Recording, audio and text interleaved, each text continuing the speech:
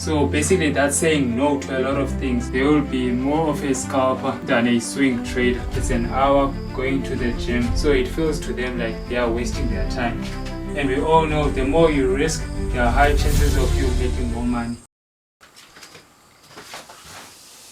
So what is the difference between someone who is working full-time and is learning how to trade at the same time? And this is a screwdriver. And then for a person who is sitting at home, that is unemployed, chilling at home and eating pizza, throw a pineapple right there. So this guy is working and then the second guy is not working. What's the difference between the two guys who are learning trading or who are trading? Let's get into it. So the first person is working full-time and the second person is not working, unemployed. Let's assume that they work 8 hours and then they have 1 hour to prepare for work and then they have another hour to come back from work and to cool down, change their clothes or whatever. That's a total of 10 hours. This has nothing to do preparing for the gym or also like with kids and stuff. Now how many hours left do they have in their spare time? What they can do with that 14 hours is 7 hours they sleep with that 7 hours, and then the 7 hours that is left, that's where the big difference comes in for a person who's working full-time. Since the only time they do have now is 7 hours, they can decide to learn the skill of trading. The second one, they can decide to be with their friends partying. The third one is maybe going to the gym or exercising. And then another time that's allocated within that 7 hours, it is family responsibilities. Now this person right here who's working full-time, they must have priorities. There's so many hours in a day and I'm working such and how, so the only thing that I have to do is this. So basically that's saying no to a lot of things. If a lot of people want to hang out with you, then you have to say no. Yes, you may go to your sister's wedding. Yes, people may attend certain functions that are important, work functions or major functions for like your family and stuff. But if it's something that's always reoccurring, your friends want to hang out with you, you can always sometimes say no, because you know that the value that you'll be getting from learning the skill of trading will be 10 times higher than the time you'll be spent partying or chilling with your friends. Since this person is working full time, there are high chances that the type of trader he or she will be is a scalper, because they have limited time.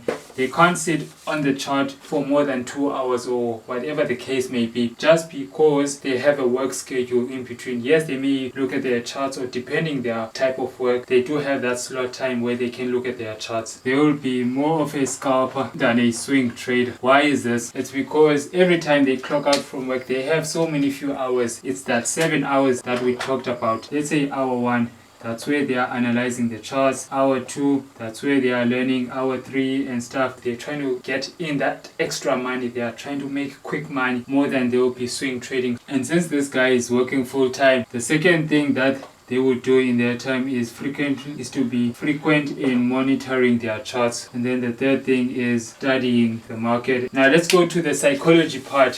What they do go through. The psychology part is not in terms of risk management or over trading or anything like that. The psychology, since they are working, I want to quit my job. Psychology, I think it's different. Let's say mentality, the mentality they have.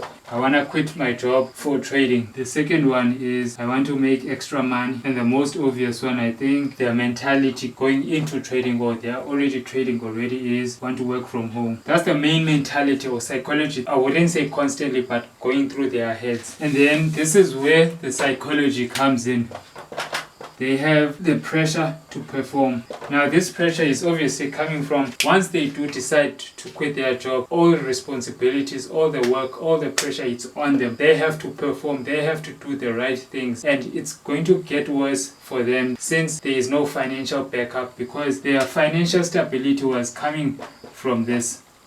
That's where they have to 10 times their consistency. That's where they have to 10 times their discipline, their risk management, their psychology, everything. And psychology wise, these guys, they have limited time. The third and last one, the learning aspects, where they are constantly wondering when will they be able to consistently make money in order for them to quit their job if that's their goal. Because for some people who are working full-time, others their goal is to quit their job or something like that. But for others, maybe it's to buy a car, it's to repair the house, to renovate the house, to pay for school fees, to earn extra money, or whatever the case may be. This guy right here has unlimited time. Now let's assume that this person also sleeps 7 hours. Now how many hours does he or she have? It's 17 hours. That's 17 hours worth of unlimited and free time this person has. Now they can use that time to hand out their CVs looking for work or anything like that, or they can double down onto learning trading. But now here's the kicker: no one can learn a skill for 17 hours, but what they can do is it's an hour spent on learning, it's an hour spent on applying the information, it's an hour going to the gym, it's an hour spent on chores. Now chores do get run out, and then let's mix chores with responsibilities. This person still has quite a lot of time. They can still choose to spend their time on networking,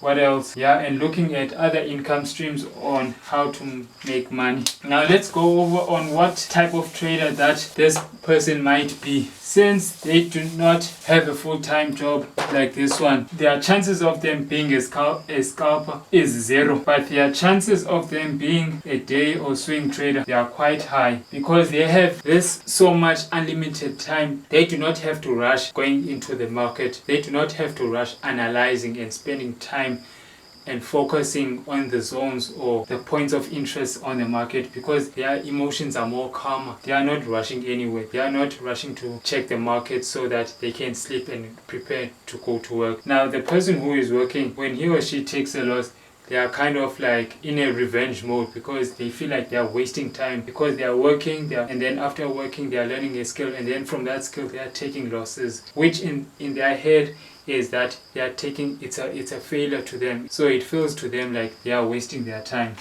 And to add on strategy hopping, what these guys will do is to overtrade, and the overtrading part is only coming from due to boredom, since they have nothing else to do. This is their mentality. The first one is, I need to make money, profitable. And then the last one, their mentality is that they want to trade at the beach. Funny how that this unemployed guy wants to go trade at the beach, whereas this guy wants to trade at home. Now the disadvantage of this guy, yes, I know I didn't cover disadvantage and advantages of this guy. Number one, they have no capital. Since they have no capital, it's influencing how they trade, which means they can't risk enough. And we all know the more you risk, there are high chances of you making more money. They can't invest on a mentor, books, courses, or education with whatever financial backing this guy has. They can have capital in their brokerage account. They can risk more. They can invest in a mentor, education, buy books, and also courses.